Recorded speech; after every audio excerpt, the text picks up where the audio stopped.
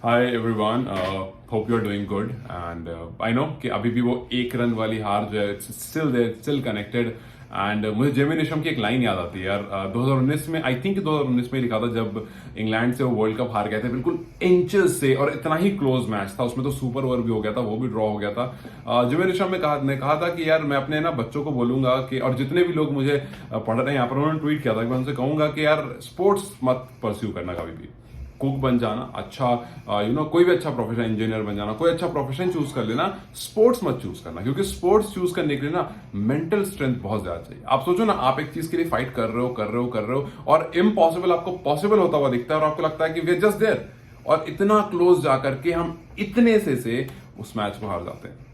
But ठीक है, cricketing world में नेपाल के बारे में जो लेवल यहां था ना, वो यहां चला गया। मैं बहुत सारी वेबसाइट पर पढ़ रहा था, पहले, मतलब ये नहीं कहूंगा कि जीतने के हारने के बाद वाले आर्टिकल्स, मैं बता रहा हूं पहले और बाद का आर्टिकल। पहले वाले आर्टिकल में जब साउथ अफ्रीका से मैच था तो लिखा हुआ था कि south Africa with an easy opponent. ठीक है, ईजी ओपोनेंट काफी जगह लिखा हुआ था कि जी नेपाल है, ईजी ओपोनेंट है, साउथ अफ्रीका आराम से हरा करके आगे निकल जाएगा। अब जब मैं देखता हूं बांग्लादेश वाले मैच में, तो लिखा हुआ है पोटेंशियल थ्रेट। अब देखो, इजी ओपोनेंट से कब वो पोटेंशियल थ्रेट बन गया। It is a huge huge achievement कि आपको सामने वाली टीम ना अब कंसिडर करने लगी, मतलब अब वो कहने लगा कि भैया ये जो है ना, ये पोटेंशियल बिगेस्ट हर्डल है।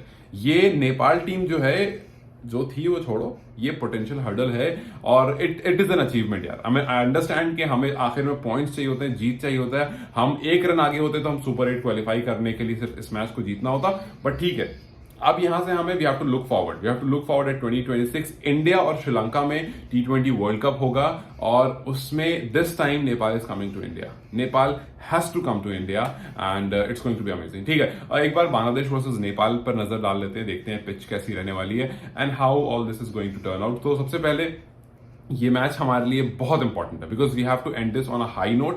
When we go back home, वहां जाकर के हम अपना सर गर्व से ऊपर करके आएंगे, भैया साउथ अफ्रीका जैसी टीम को हमने एक रन पर मजबूर कर दिया। It was harsh bad luck, it was harshly bad कि हम वहां तक नहीं पहुंच पाए। It was sheer bad luck, nothing else. तो ठीक है, होता है वो, बट स्टिल आप इस पॉइंट पर आए हो, everyone knows you now. I am sure कि आप लोगों ने मोंटी देसाई की वो पोस्ट मैच कॉन्फ्रेंस सुनी होगी, प्रेस कॉन्फ्रेंस, जहां पर ही वाज वेरी नम्ब। जिस तरह से वो बात कर रहे थे, उतना डाउन आपने यूजुअली नहीं देखा होगा। He is always on high on spirit और बड़ी बड़ी बातें जिस तरह से, लेकिन was very numb, he was very down. उनको वो उस टाइम पे कह रहे थे कि हमें अभी बाहर निकलना रह रहा है, अभी भी हमें बाहर निकलना रह रहा है। एंड ठीक है, दुनिया भर में वो जा चुकी है वो बात कि भैया नेपाल क्या चीज है। उनसे एक क्वेश्चन पूछा गया जिसका जवाब उन्होंने बहुत बहुत इंटरेस्टिंग दिया। कभी कभी ना मुझे सुन के मजा आता है उनको। उनसे पूछा गया कि आप नेपाल को आगे किस तरह से देखते हैं, मतलब वो where do you see Nepal. वही संजय मांजरेकर वाली बात जो मैंने पहले भी डिस्कस की थी कि 10 साल बाद नेपाल, अगले 10 साल नेपाल के लिए बहुत एक्साइटिंग होने वाला है। तो मोंटी देसाई से ये सवाल पूछा, तो मोंटी ने कहा कि यार मैं नहीं चाहता हूं ये 10 साल वाली बात ना, मैं नहीं चाहता ही नहीं हूं मैं कि 10 साल की बात हो। और वो इसलिए क्योंकि 2014 में अफगानिस्तान हमारे नेक टू नेक चल रही थी। इनफैक्ट हमने अफगानिस्तान को हरा दिया था, बट आज अफगानिस्तान काफी ऊपर चली गई है। तो हम 10 साल ऑलरेडी पीछे हैं, मुझे और पीछे नहीं होना। और ये जो 2023 का बैच है, अभी जो करंट टीम उसको करते हैं कि जो 2023 का ये जो बैच है, मुझे इस पर बहुत ट्रस्ट है। और जो भी आप लोगों ने ग्राउंड पर देखा ना, मैंने उससे 2 टाइम्स ज्यादा इनको नेट्स पर देखा है। तो जस्ट बिकॉज की इतनी बड़ी टीम थी, उनका बेस्ट निकल कर आ नहीं पाया। बट 2-3 बार इस तरह के टूर्नामेंट्स होते हैं, 2-3 बार ऐसा एक्सपोजर मिलता है ना, and that is the difference between experience. आप देखो साउथ अफ्रीकन का जो बॉडी लैंग्वेज था, इनफैक्ट वो एकदम इतना क्लोज थे हारने के, और नेपालीज का जो बॉडी लैंग्वेज था वो थोड़ा डिफरेंस था, और वो डिफरेंस जो था वो एक्सपीरियंस था। वही एक्सपीरियंस थोड़े टाइम में आप देखना, जब बिल्कुल इक्वलाइज हो जाएगा ना, तो ये टीम जो है वो अच्छी टीम को आराम से हरा सकती है। And that's why Monty decide said कि अब मुझे 10 साल नहीं, अब मुझे अगले 3-4 साल में कमाल देखना है इस टीम में, और यू विल सी इट। सो अब जो नेक्स्ट टारगेट है वो ऑब्वियसली 2026 है, लेकिन we have to make sure कि यहां से बांग्लादेश जो है वो ग्रुप डी में जाए, आई मीन सॉरी सुपर 8 में जाए। ग्रुप डी में से बांग्लादेश आगे जाए, नीदरलैंड नहीं। उसका रीजन ये है कि अगर नीदरलैंड जाती है तो बांग्लादेश को क्वालिफायर खेलना पड़ेगा। इफ बांग्लादेश स्टेज लो, अगर बांग्लादेश बेस्ट 3 में नहीं जा पाती है, मोस्ट ऑफ चली जाएगी उससे, but still we would want कि यार बांग्लादेश जो है ना वो यहाँ से क्वालिफाई करे, बिकॉज ऑब्वियसली हम नहीं कर सकते, लेकिन we want to win the match obviously, and that is possible. आप बहुत लंबे नेट रन रेट का डिफरेंस ना क्रिएट करो और इस मैच को जीतो। और Sri Lanka most probably will defeat Netherlands we are hoping that. ठीक है, बट इसमें हम उतना नहीं फंसेंगे, ये बस एक थॉट है, और अगर ऐसा हो जाए तो अच्छा है कि बाकी इट्स अ थॉट। लेकिन अगर आज के मैच की बात करें तो सेम पिच कंडीशन बहुत favourable. Again toss will be a big factor. जिस तरह से स्पिन की असिस्टेंस हमने पिछले मैच में देखी थी, वही स्पिन की असिस्टेंस इस मैच में भी दिखेगी। संदीप ने यार क्या कमाल बॉलिंग की थी यार, क्या कमाल बॉलिंग की थी यार। सिर्फ संदीप क्यों, मतलब मैं तो कहता हूं कि जी ये जो साउथ अफ्रीकन थे ये संदीप के लिए प्रिपेयर होकर आए थे, लेकिन कुशल पटेल आउट ऑफ सिलेबस आ गए। उनको पता ही नहीं था कि जी एक और इनके पास लेग स्पिनर, 4 विकेट लेकर चला गया बंदा भाई। So yes, spin is going to be a big factor again, और एक बार फिर से हम देखेंगे कि अच्छे से स्पिनर्स को यूटिलाइज किया जाएगा। एंड आई हैट्स ऑफ जिस तरह से रोहित ने उस दिन यूज किया स्पिनर्स को, जिस तरह से पूरे बॉलर्स। हालांकि लास्ट ओवर में सोच रहा था कि किसी पेसर से डलवाएंगे, लेकिन फिर भी वो लेकर आए स्पिनर को, और वहां पर भी उनको विकेट मिलकर गया। तो that is a good part कि जितनी चीजें उन्होंने की वो सारी अच्छी होती गई। और will see the same thing है, क्योंकि यहां पर भी स्पिन का असिस्टेंस है। यहां बारिश की थोड़ी सी आशंका है, वो थोड़ी सी प्रॉब्लम है कि बारिश माइट कम, और ये एक थोड़ा सा प्रॉब्लम है। We want to see a match है, we want to see a good match. बारिश और इससे जाते हैं हम, हालांकि उतना ज्यादा नहीं है, परसेंटेज कम है, बट स्टिल बारिश के चांसेस हैं। We really don't want rain to ruin our match. ठीक है, बांग्लादेश की तरफ से अगर आप देखोगे तो स्पिनर्स उनके पास भी अच्छे हैं, उनके पास Shakib, Rishad is doing very good. तो रिशाद से थोड़ा सा समझना पड़ेगा, तो उसको देखना पड़ेगा।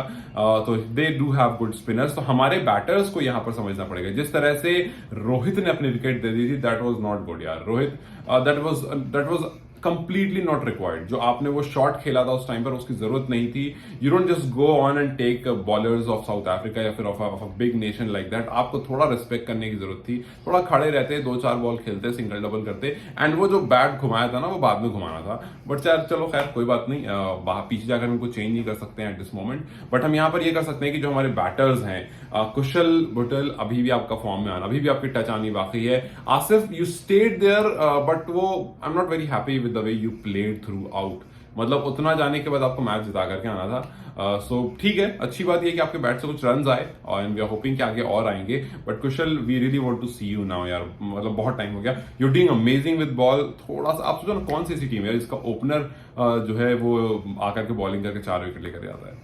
नहीं यार, नहीं ऐसी टीम्स। तो नेपाल के बहुत सारे रीजंस हैं कि ये टीम में पोटेंशियल बहुत ज्यादा है, बस वो क्लिक की जरूरत है, थोड़ा एक्सपोजर की, थोड़ा एक्सपीरियंस की जरूरत है। ये बहुत शार्प जंप करने वाली है ये team, and these spinners will take them high. जिस तरह से हमने देखा अफगानिस्तान में राशिद, नबी, नूर, मुजीब, ये सब एकदम से ऊपर लेकर गए ना टीम को, उसी तरह से will see this team grow and go to the next level. So let's just hope कि हमारे बैटर्स अच्छा परफॉर्म करें, they put on good runs if they bat first और इफ दे बैट सेकंड, और तो वहां पर अच्छी बॉलिंग करके जिस तरह से 115 पर साउथ अफ्रीका को रिस्ट्रिक्ट किया था, उसी तरह से कम स्कोर पर रिस्ट्रिक्ट करें, and then they show the world कि भैया हम वो नहीं है जो आप समझते हो। हम एक्चुअली में अब पोटेंशियल हर्डल बन गए हैं अदर टीम्स के लिए। हम पोटेंशियल जो है क्या कहते हैं, potentially what did I said earlier, threat, potential threat है हम अदर टीम्स के लिए। सो अब वो इजी ओपोनेंट वाला टाइम गया। So it's time to prove, it's time to play your best, and it's time to show them कि आज हम इसलिए नहीं खेल रहे, हमारा लास्ट मैच है। आज हमारा माइंड वही है जो यहाँ पर जो ना आपके कोच ने कहा कि आज भी हम उसी तरह से खेलेंगे। मानो ये मैच हमारा क्वालिफायर है, ये जीत गए तो हम वर्ल्ड कप के सुपर 8 में चले गए, उसी तरह से खेलेंगे। और एक्चुअली में खेलना उसी तरह से है, so that when you go back home you keep your head high. So let's just hope that we see a good game, and till then you guys take care. I'll see you very soon, and thank you so much for supporting me guys. Chalo, bye bye.